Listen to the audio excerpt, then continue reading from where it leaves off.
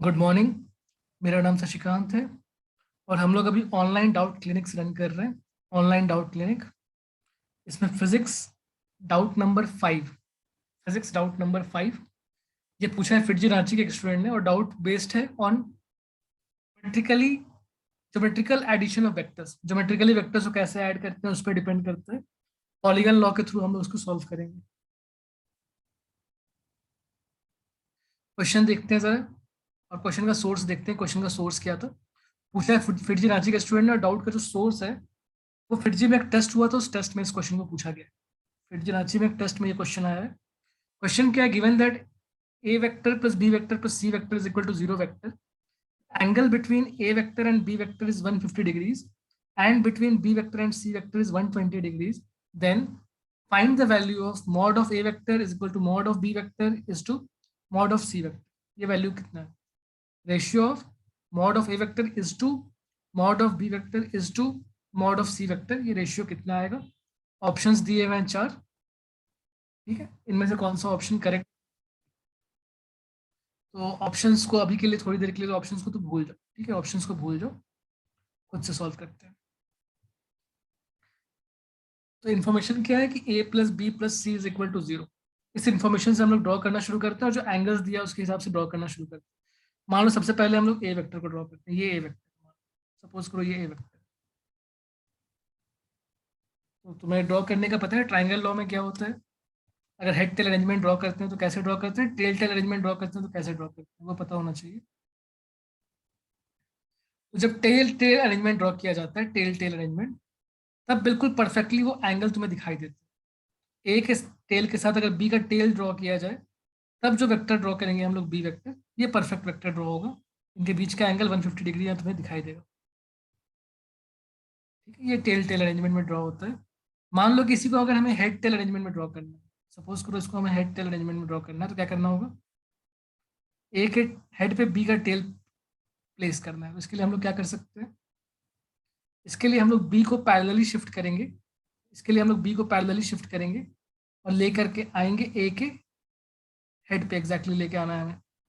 B को shift करते करते ए के हेड पे लेकर के हम लोगों को आना है। इसको उठाया, पैरेलल शिफ्ट करते करते ए के हेड पे बी का टेल प्लेस किया गया। अब ये सही में बी वेक्टर बनेगा। अब ये एग्जैक्टली बी वेक्टर बनेगा। समझ आ गया कितने एंगल पे, 150 डिग्री एंगल। अब जो थर्ड वेक्टर ड्रॉ करना है हमें, वो ऐसे ड्रॉ करना है कि बी के हेड पे सी वेक्टर बनना चाहिए, सी वेक्टर का टेल बनना चाहिए। और जो एक्सटीरियर एंगल, जो बाहर से जो एंगल बनेगा, जब बी को एक्सटेंड करेंगे तब जो एंगल बनेगा वो असल में बी और सी के बीच का एंगल बताएगा। बी और सी के बीच में एंगल कितना क्वेश्चन में दिया है, 120 डिग्री। तो ये एंगल 120 डिग्री होना चाहिए। समझ आ गया।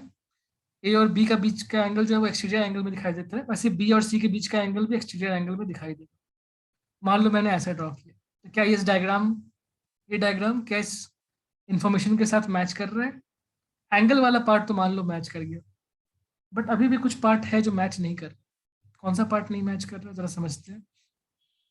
समझने के लिए मैं एक बात लिखूंगा। सपोज करो लेट, मैं मान लो ऐसे सपोज करता हूँ, लेट एक और वेक्टर है डी वेक्टर, वो ऐसा है कि वो A plus B plus C है। Let D vector is equal to A vector plus B vector plus C vector. Let D vector is equal to A vector plus B vector plus C vector. ऐसे case में इस diagram में अगर D vector को represent करना है तो कैसे रिप्रेजेंट करेंगे, let D vector is equal to A vector plus B vector plus C vector. ऐसा समझो कि इस बॉडी का 3 डिस्प्लेसमेंट, पहले वो ए डिस्प्लेस हुआ, फिर बी डिस्प्लेस हुआ, फिर सी डिस्प्लेस हुआ। नेट डिस्प्लेसमेंट कैसे शो करते हैं, नेट डिस्प्लेसमेंट मतलब स्टार्टिंग जहां से था वहां से इनिशियल पोजीशन और फाइनल पोजीशन को ज्वाइन कर देंगे तो नेट डिस्प्लेसमेंट मिल जाएगा। तो ये जो लास्ट वेक्टर हम लोगों ने ड्रॉ किया, यही एक्चुअल में सम ऑफ बाकी 3 वेक्टर्स होता है। अकॉर्डिंग, अगर ए बी और सी को हम लोग हेड टेल अरेंजमेंट में अरेंज कर दिया हम लोगों ने, हेड टेल अरेंजमेंट, ए के टेल पे, ए के हेड पे बी का टेल, बी के हेड पे सी का टेल, इस तरीके से अरेंज कर दिया, तो लास्ट जो इनका सम जो बनेगा, इनका सम, तीनों का सम जो बनेगा वो हो जाएगा पहले के टेल से आखिरी के हेड तक तुम्हें ज्वाइन करना है, जो डी वेक्टर है। इन्फॉर्मेशन क्या है क्वेश्चन में, इन्फॉर्मेशन है कि ए प्लस बी प्लस सी का वैल्यू 0 वेक्टर होना चाहिए, और हमारे पास जो डी आ रहा है उसका मैग्नीट्यूड, उसका लेंथ जो है वो नॉन जीरो आ रहा है। तो क्या होना चाहिए इस क्वेश्चन के हिसाब से, इस क्वेश्चन के हिसाब से डी का जो मॉड है वो 0 होना चाहिए। डी का मॉड 0 मतलब उसका लेंथ 0 होना चाहिए। ये कब होगा? ये कब होगा समझ सकते हो तुम खुद से। सी कैसा होना चाहिए इसका मतलब ये है कि सी कुछ इस तरीके से होना चाहिए, उसी एंगल पे 120 डिग्री के एंगल पे सी होना चाहिए। बट कैसा होना चाहिए? सी कुछ ऐसा होना चाहिए, रुको एंगल कलर चेंज कर लेते हैं, ठीक है। सी कुछ ऐसा होना चाहिए ताकि सी बी के हेड से स्टार्ट होकर के ए के टेल पे एंड होना चाहिए। कुछ ऐसा होना चाहिए सिचुएशन। ये सी वेक्टर होना चाहिए। इंफॉर्मेशन के हिसाब से हम लोग ड्रॉ कर रहे हैं, ठीक है। ए, बी और सी। अब जरा इनके अंदर का एंगल देखते हैं कि ट्राइंगल के अंदर कितना एंगल बन रहा है। ए और बी के बीच में कितना बन रहा है इनसाइड द ट्राइंगल। 180 माइनस 150 ये कितना बचेगा? 30 डिग्री बचेगा इनसाइड द ट्राइंगल। बी और सी के बीच में इनसाइड द ट्राइंगल जो एंगल बन रहा है छोटा वाला एंगल, वो कितना आ जाएगा? 180 माइनस 120 तो वो हो जाएगा 60 डिग्री। 60 प्लस 30। अब ए और सी के बीच में कितना एंगल बनेगा इनसाइड द ट्राइंगल? जरा कैलकुलेट करके बताओ। एंगल सम प्रॉपर्टी, तीनों का सम 180 बनना चाहिए, मतलब जो रिमेनिंग एंगल है वो 90 होना चाहिए। ये जो रफली हम लोगों ने डायग्राम बनाया था इन्फॉर्मेशन के हिसाब से, वो परफेक्ट डायग्राम नहीं है। परफेक्ट डायग्राम कुछ और बनेगा। और जरा परफेक्ट डायग्राम एक बार देखते हैं कैसा होगा। ये अगर ए वेक्टर है, ये अगर ए वेक्टर है, परफेक्ट डायग्राम ड्रॉ करने का ट्राई करते हैं। कैसा होना चाहिए? अगर तुमको अभी समझ में आ रहा है तो सी कैसा होना चाहिए? ये अगर ए वेक्टर तो सी कैसा होना चाहिए? सी कुछ इस तरीके से होना चाहिए कि वो एग्जैक्टली ए के साथ 90 डिग्री बनाना चाहिए inside the triangle. C perpendicular होना चाहिए ए के, तो वो कुछ ऐसा होगा। सी समझ आ पा रहा है नहीं आ रहा? सी ऐसा होना चाहिए। क्लियर है? ए बन गया हमारे पास, अब सी बन गया। ये हो गया सी वेक्टर। तो बी कैसा होगा? बी ए के हेड से सी के टेल तक जैसा। ए बी एंड सी कुछ ऐसा बन रहा है। अब ये इंफॉर्मेशन होगा सेटल। ये 150 डिग्री एंगल बनेगा ए और बी के बीच में। बी और सी के बीच में जो एंगल बनना है वो कितना बनना है? आउटसाइड द ट्राइंगल जो बनेगा वो एक्चुअल में एंगल होता है बी और सी के बीच का एंगल, वो हो जाएगा 120 डिग्री। ठीक है, ये छोटा सा पार्ट 60 डिग्री, ये छोटा सा पार्ट 30 डिग्री। अब मेरे ख्याल से तुम्हें डायग्राम समझ में आ चुका है। तो पुराना डायग्राम जो हमने रफली स्टार्ट किया था समझने के लिए, उसको हटा देते हैं। ये हमारा क्वेश्चन का डायग्राम प्लॉट हो चुका है। थोड़ी प्रैक्टिस के साथ तुम लोग डायरेक्टली इसको प्लॉट कर सकते हो। थोड़ी और प्रैक्टिस कर लोगे तो तुम लोग डायरेक्टली इसको प्लॉट कर सकते हो। बट अभी बिल्कुल लेमैन लैंग्वेज, बिल्कुल ऐसा मान के चलते बिगनर की तरह, और हम लोग इसको कंप्लीट कर रहे हैं। ठीक है, ये ट्राइंगल्स हमें दिखाई दे रहा है। अब मुझे बताओ इस ट्राइंगल के हिसाब से, इस ट्राइंगल के हिसाब से अगर मान लो मैं tan 30 लिखना चाहता हूँ, tan 30 क्या हो जाएगा?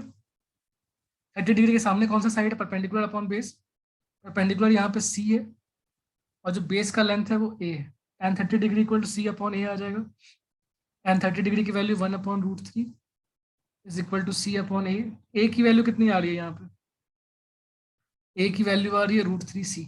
नोट करने की बात है, ए इज इक्वल टू √3c आ गया। ए और सी कनेक्ट हो गया। अब मान लो हम लोग कनेक्ट करते हैं बी को ए के साथ या बी को सी के साथ, किसी के साथ भी कनेक्ट कर सकते हैं जैसा चाहो। चलो बी और सी को कनेक्ट करने का ट्राई करते हैं। बी और सी को कनेक्ट करेंगे तो क्या बन जाएगा? पहले देखो बी और सी कैसे कनेक्टेड है। 30 डिग्री के लिए जो सी है वो परपेंडिकुलर है और बी है हाइपोटेन्यूज। यूज कर सकते हैं हम लोग sine 30 degree is equal to perpendicular upon base, मतलब sine 30 degree is equal to perpendicular upon hypotenuse. Sorry, sine 30 degree equal to perpendicular upon hypotenuse. Perpendicular कितना है? सी, और हाइपोटेन्यूज कितना है इस ट्राइंगल में? बी। सी इक्वल टू क्या हो जाएगा? B sign 30। साइन 30 की वैल्यू 1/2, यानी B is equal to 2c। तो हमें क्या इन्फॉर्मेशन मिला? ए जो है वो √3c के इक्वल है, बी जो है वो 2c के इक्वल है। जरा इनका रेशियो निकाल लेते हैं। रेशियो क्या बन जाएगा इनका? A is √3c, B is 2c and C is c। तो इनका रेशियो में क्या हो जाएगा? सब में सी कैंसिल हो जाएगा, तो क्या बन जाएगा? √3:2:1। A:B:C का जो मॉड का जो रेशियो आ रहा है, A:B:C जो मॉड का रेशियो आ रहा है, वो रेशियो कितना आना चाहिए? √3 1:2:1। अब जरा देखते हैं हमारे ऑप्शन में ये वैल्यू है या नहीं। ठीक है, ये जो हमने ड्रॉ किया था इन सबको इरेज करते हैं, जो लिखा है इन सबको हटा के एक बार देखते हैं कि ये ऑप्शन में है भी या नहीं है, और अगर है तो कौन से ऑप्शन में, जरा चेक करते हैं।